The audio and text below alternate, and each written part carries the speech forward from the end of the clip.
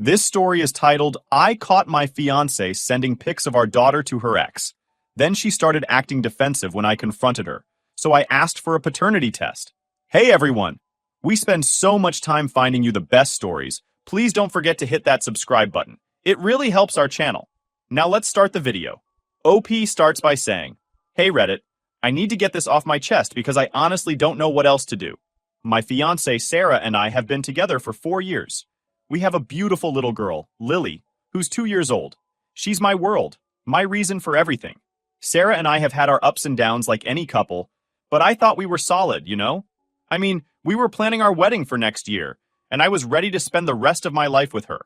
But something happened a few weeks ago that flipped everything upside down. It's been eating me alive ever since. Let me start with some background. Sarah has an ex from before we got together. She's mentioned him maybe once or twice, but not in a way that ever raised any red flags. She said they had a messy breakup and that it was all in the past. I assumed they weren't in contact anymore, which seemed normal to me. Honestly, I never gave it much thought. Sarah never gave me any reason to doubt her. Until now.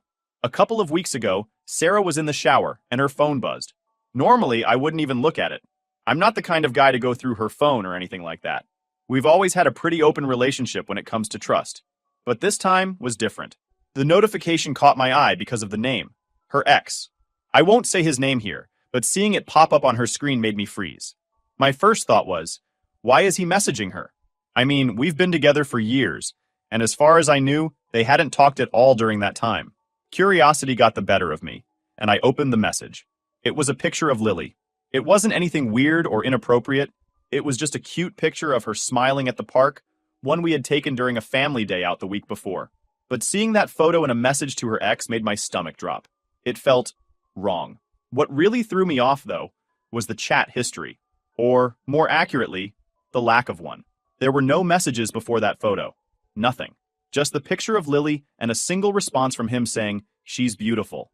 I sat there staring at the screen, trying to make sense of it. If they were just casually catching up, why would she delete the entire conversation? It didn't make sense. People don't just randomly send a picture of their kid to an ex without some sort of context or lead-up. The whole thing felt off. When Sarah got out of the shower, I decided to confront her about it.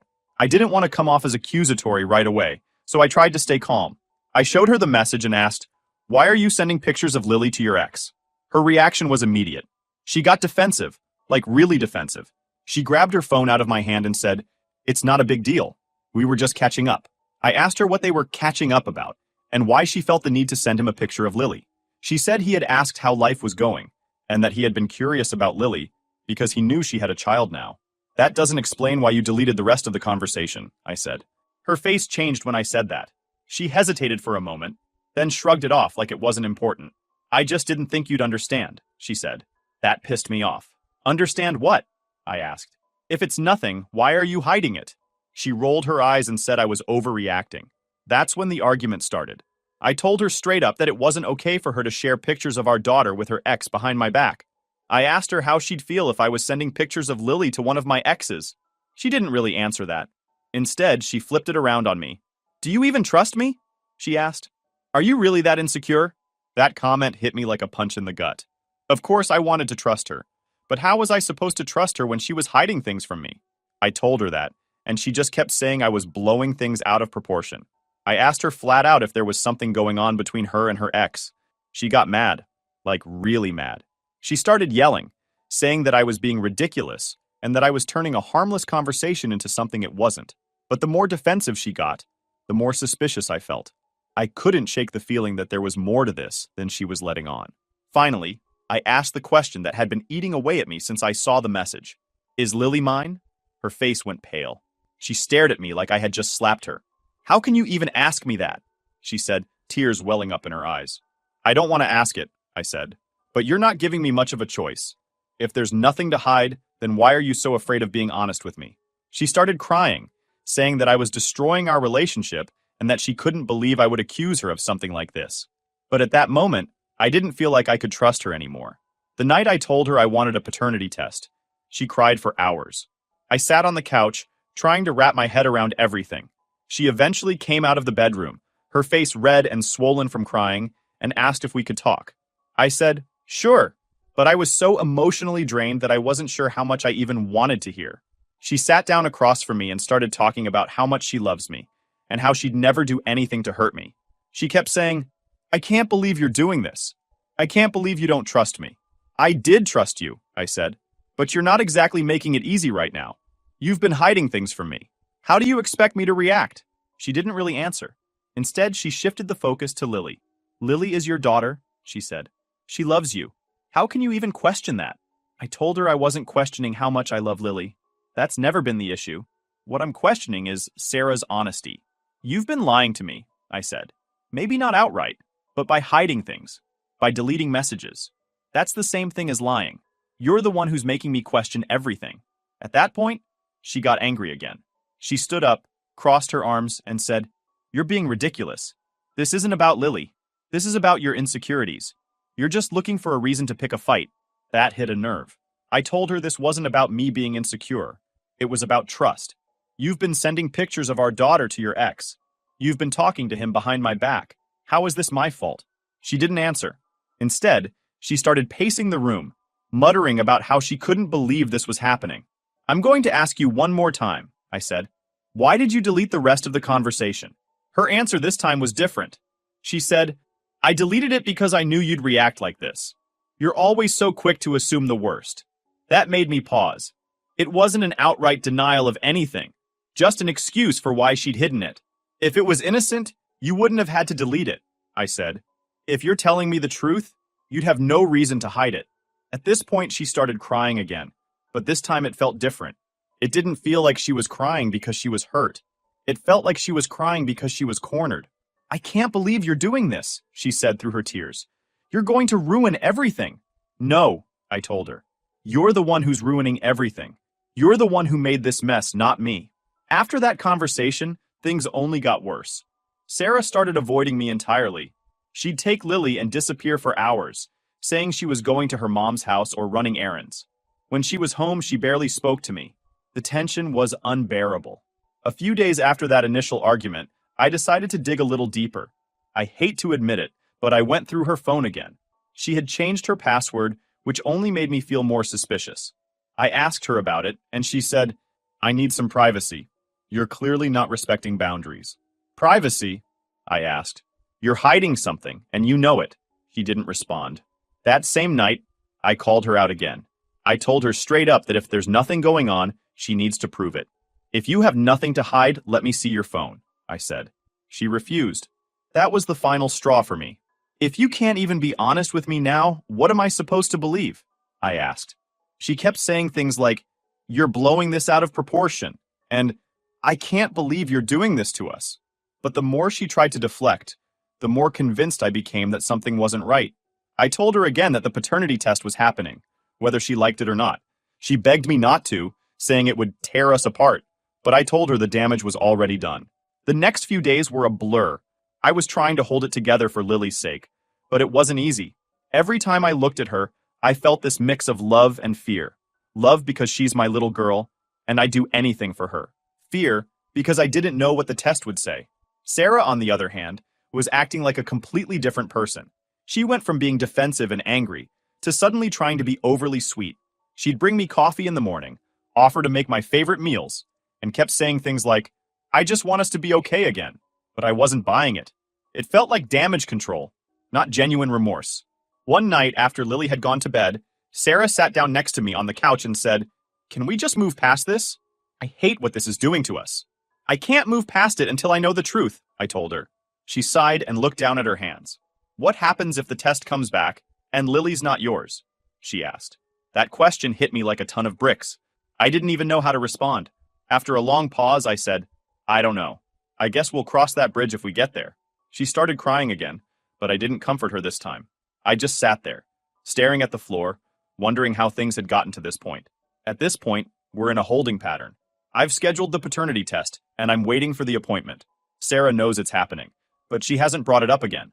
We're barely speaking, and the tension in the house is so thick you could cut it with a knife. I'm trying to keep it together for Lily, but it's hard. Every time I look at her, I feel this mix of love and heartbreak. I don't know what I'll do if the test comes back and she's not mine. Anyway, that's where things stand right now.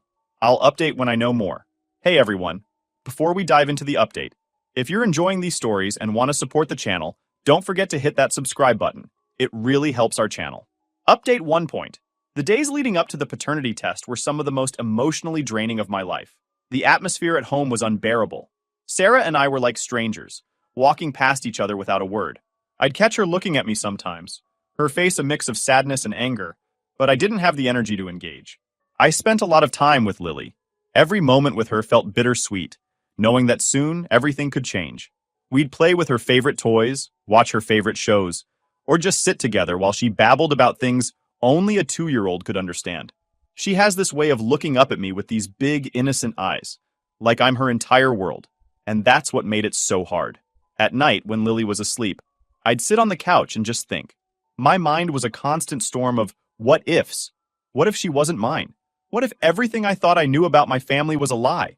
What if Sarah and her ex had been laughing at me behind my back this whole time? Sarah, for her part, kept to herself. She spent a lot of time in the bedroom with the door closed. I could hear her crying sometimes, but I didn't go to her. I felt like she had no right to my comfort after everything she'd done. The day of the test came quicker than I expected. I didn't tell Sarah what time I was going. I didn't want her to come with me. I needed to do this alone. When I got to the clinic, my hands were shaking. I couldn't believe this was my life now. I felt embarrassed just being there, like the staff could somehow tell I was doubting my own child. The nurse was kind, though. She explained the process and reassured me that it wouldn't take long. The test itself was simple. They took a cheek swab from Lily. I had to bring her in, which was heartbreaking, and one from me. Lily thought it was funny, giggling when the swab tickled her cheek. I tried to smile back, but inside I felt like I was dying. After we left the clinic, I took Lily to the park. I needed to clear my head, and she needed to burn off some energy. Watching her run around, laughing and playing, I couldn't help but think, how could she not be mine? She looked so much like me, or at least I thought she did. Now every little feature had me second-guessing. When we got home, Sarah was waiting by the door. She looked like she hadn't slept in days. "Did you do it?" she asked. "Yeah," I said, brushing past her. She followed me into the living room, standing there while I got Lily settled with her toys. Finally, she said, "I wish you didn't go through with it." I didn't even look at her. "Well, I did," I said. Sarah sat down on the couch across from me, silent for a long time. Then she said, "What happens if she's not yours?" "I don't know," I admitted, "but we'll deal with that when the time comes." "Don't you love her?" she asked, her voice breaking. "Of course I do," I said, finally looking at her. "But this isn't just about Lily. This is about you, Sarah. You've been lying to me. You've been hiding things from me. How am I supposed to move past that?" She started crying again, but I didn't have it in me to comfort her. I just got up and left the room. The next few days were torture. Every time my phone buzzed, I felt a jolt of anxiety, wondering if it was the clinic with the results. Sarah and I still weren't speaking much, but she started trying to reach out in little ways, making me coffee in the morning, offering to help with stuff around the house, even trying to start casual conversations. I wasn't having it. I didn't want to pretend like everything was normal when it clearly wasn't. One night, a few days after the test, Sarah cornered me in the kitchen. "Can we please talk?" she asked. I sighed. "About what?" "About us. About what's happening." I leaned against the counter, crossing my arms. "Okay, talk." She hesitated, like she was trying to find the right words. Finally, she said, "I know I've messed up. I know I've hurt you, but I need you to know that I love you, and I love the life we've built together." I didn't say anything. She continued. "I made a mistake. A huge mistake. But that doesn't change how much I care about you. And it doesn't change the fact that Lily loves you and needs you." I finally spoke. "You keep saying you made a mistake, but you're not owning up to what that mistake is. Was Lily a mistake, Sarah? Was lying to me a mistake? Or was it sending pictures to your ex behind my back? Which one are you sorry for?" She started crying again, but I was too angry to care. "Stop crying," I said. "Crying doesn't fix this. It doesn't make me trust you again. You did this, Sarah. Not me." She didn't say anything after that. She just left the kitchen and went back to the bedroom. A few days later, I finally got the call from the clinic. My heart was pounding as I picked up the phone. The nurse on the other end explained the results, her voice calm and professional. "Lily isn't mine." I don't even remember what I said to her. I think I just thanked her and hung up. I sat there on the couch, staring at the wall, feeling like my entire world had just collapsed. For 2 years, I thought I was Lily's dad. I changed her diapers, stayed up with her when she was sick, taught her to say her first words. She's my little girl. But now I find out she's not. I don't know how long I sat there before Sarah came into the room. She must have seen the look on my face because she froze. "You got the results," she said. Yeah, I said. She didn't ask what they said. She just started crying again. I'm so sorry, she said over and over. I didn't know how to tell you. I didn't mean for this to happen. I looked at her, feeling more anger than I've ever felt in my life. You didn't mean for this to happen? You lied to me for 2 years. You let me think she was mine. How could you do that to me? She tried to explain, but I wasn't listening. I got up, grabbed my keys, and left the house. I needed to get out, to clear my head, to figure out what the hell I was going to do next. After I walked out of the house that day, I drove aimlessly for what felt like hours. I didn't have a destination in mind, just needed to get away. My head was spinning, and my chest felt tight, like I couldn't catch my breath. The words from the clinic kept echoing in my mind. Lily isn't your biological daughter. I ended up parked at some empty lot, just sitting there in my car. I couldn't even cry. I felt completely numb, like the reality of it hadn't hit me yet. It was hard to process the fact that the little girl I'd been calling my daughter, the one I've loved with everything I have, wasn't mine. The worst part? As much as I wanted to hate Sarah, I couldn't stop thinking about Lily. None of this was her fault. She didn't ask to be caught in the middle of this mess. She didn't ask to be lied about or used as a pawn. She's just a kid. My kid. At least in every way that matters except blood. When I finally went back home, it was late. The house was dark except for a small light in the living room. Sarah was sitting on the couch, waiting for me. Her eyes were swollen, like she'd been crying the whole time I was gone. As soon as I walked in, she stood up. "Where were you?" she asked, her voice shaky. "Out," I said. "Out where?" she pressed. "Does it matter?" I shot back. She flinched at my tone but didn't say anything. I walked past her into the kitchen, poured myself a glass of water, and leaned against the counter. She followed me, standing in the doorway. "Can we talk?" she asked. I didn't look at her. "Talk about what?" "About everything," she said. "Everything?" I repeated, finally turning to face her. "You mean about how you lied to me for 2 years? How you let me think Lily was mine when you knew she wasn't? Do you want to talk about how you've been sneaking around, sending pictures of her to the guy who actually is her father?" She started crying again, which just made me angrier. "Stop crying," I said, my voice cold. "Crying doesn't fix this. It doesn't make what you did okay. I didn't mean for any of this to happen," she said through her tears. "I didn't know how to tell you. I was scared." "Scared of what?" I asked. "Scared I'd leave you? Scared you'd have to face the consequences of your actions? What were you scared of, Sarah?" She didn't answer right away. Instead, she looked down at her hands, like she couldn't meet my eyes. Finally, she said, "I was scared of losing you. I thought if I told you the truth, you'd leave me. And I didn't want to lose what we had." I laughed bitterly. "Well, congratulations, Sarah. You managed to lose me anyway." The next few days were a blur. I stayed in the house for Lily's sake, but I couldn't even look at Sarah. She kept trying to talk to me, but I shut her down every time. There was nothing she could say to make this better. Meanwhile, I was trying to figure out what to do about Lily. Legally, I had no rights to her, which broke my heart. I'd been her dad for 2 years, and now I was supposed to just walk away? How do you do that? How do you stop being someone's father just because a piece of paper says you're not? I reached out to a lawyer to see what my options were. He told me it would be complicated, especially since Sarah and I weren't married. If her biological father wanted to step in, there wouldn't be much I could do. The thought of her ex coming into Lily's life made me sick. This guy had been lurking in the background, hiding in plain sight, and now he might get to claim her as his own? I couldn't let that happen. One night, after Lily had gone to bed, Sarah and I had another argument. She came into the living room and sat down across from me, looking nervous. "We need to figure this out," she said. "Figure what out?" I asked, not bothering to hide the bitterness in my voice. "Lily," she said. "What's going to happen with her?" "She's your daughter," I said. "You figure it out." "She's our daughter," she said, her voice breaking. "No, Sarah," I said, my voice rising. "She's your daughter. She's your daughter and his daughter. You made sure of that the moment you decided to lie to me about who her father was." She started crying again, but I wasn't about to back down. "You don't get to play the victim here," I said. "You did this. You lied to me. You used me. And now you're expecting me to just forgive you and move on like nothing happened?" "I don't expect you to forgive me," she said, her voice barely above a whisper. I don't want Lily to lose you." Her words hit me harder than I expected.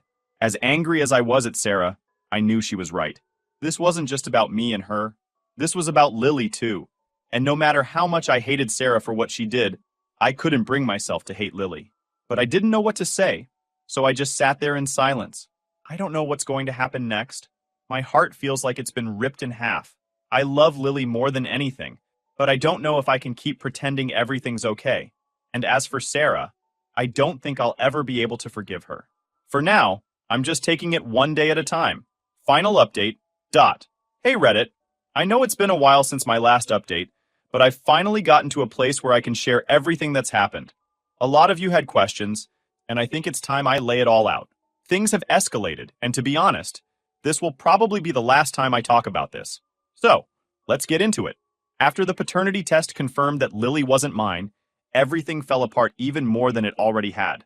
I told Sarah there was no way we could stay together after what she did. She begged and pleaded, but I was done. I told her flat out, "You need to leave." At first, she acted like she didn't understand. "Where am I supposed to go?" she asked, tears streaming down her face. "That's not my problem, Sarah," I told her. "You've had 2 years to come clean about this. 2 years to be honest. You made your choice and now I'm making mine." She kept trying to guilt trip me, saying things like, "This isn't fair to Lily. She needs you." And "We've built a life together. Don't throw it away." But at that point, I couldn't even look at her without feeling a mix of anger and disgust. I gave her 2 weeks to figure out her living situation. She ended up moving in with her mom, which I honestly think is the best place for her. Her mom's a nice woman who probably had no idea what Sarah was doing, and I hope she can help Sarah get her life together. Now, on to the part I know a lot of you are curious about. When did she get pregnant? And how did her ex fit into all of this? A few days after I told her to leave, Sarah came to me and said she wanted to clear the air before she moved out. She said she felt like she owed me the truth, which I found ironic considering how long she'd been lying. She admitted that during the first few months of our relationship, she was still seeing her ex on and off. Apparently, she was confused about what she wanted and couldn't decide between me and him. She described it as a phase where she was trying to figure out who was better for her. "You were stable," she said. "You had your life together. He didn't. But I didn't know if I was ready to give up on him yet." Hearing that made my blood boil. I asked her, "So, you were double dating us? Playing both sides to see who came out on top?" She nodded, tears running down her face. "I know it was wrong. I was selfish. And I wasn't thinking about how it would hurt you." Apparently, she found out she was pregnant about 4 months into our relationship. By then, she had already decided to cut ties with her ex and stay with me. When I asked her why she made that decision, she hesitated before answering. "Because you were better for me," she said. "He's a deadbeat. He's never had a stable job, and he doesn't take responsibility for anything. I knew I couldn't count on him to be a father. But you're kind, responsible, and financially stable. I knew you'd be a good dad." I couldn't believe what I was hearing. "So you used me?" I asked. "No," she said quickly. "It wasn't like that. I fell in love with you. I thought if I stayed with you, I could make it work. I thought you'd never find out." That last part hit me hard. She didn't stay with me because she loved me. At least, not at first. She stayed because I was the better option. She stayed because I could provide a stable life for her and Lily while her ex couldn't. "You made me a second choice," I said. "You didn't choose me because you wanted me. You chose me because I was the safer bet." She tried to argue, but I wasn't hearing it. I told her that her decision to stay with me under false pretenses wasn't just selfish. It was cruel. "You had 2 years to tell me the truth," I said. 2 years to let me know that Lily wasn't mine. Instead, you let me build my life around a lie. Since she moved out, I've been doing my best to move on. I still see Lily occasionally, but it's not the same. Sarah has been surprisingly cooperative about letting me spend time with her, which I appreciate, but it's bittersweet. Every time I look at Lily, I see the life I thought I had, the life Sarah took away from me. As for her ex, I haven't had any direct contact with him. Sarah claims he still doesn't know that Lily is his, and honestly, I'm torn about what to do. On one hand, I feel like he has a right to know. On the other hand, I don't trust him to be a good father. If Sarah's description of him is accurate, he's not someone I want anywhere near Lily. A lot of people have asked me if I'd consider fighting for custody. The truth is, I don't know if that's even possible. Legally, I have no claim to Lily, and emotionally, I'm not sure if I could handle the constant reminders of what Sarah did. But I love Lily. She'll always have a piece of my heart, even if I'm not her biological dad. So, where do I go from here? Honestly, I'm still figuring that out. Therapy has been a huge help in processing everything, and I'm starting to rebuild my life one step at a time.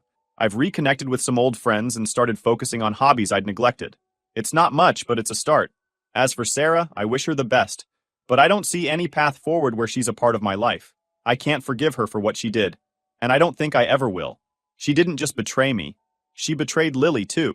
She made decisions that will affect all of us for the rest of our lives, and now she has to live with the consequences. Akufraidi. Thank you to everyone who's followed this story and offered support along the way. Writing all of this out has been a strange but cathartic experience. I never thought I'd be one of those people spilling their personal drama on the internet, but here we are.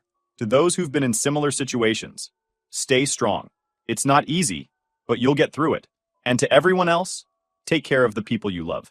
And don't take trust for granted. That's all I've got for now. Thanks for listening, Reddit.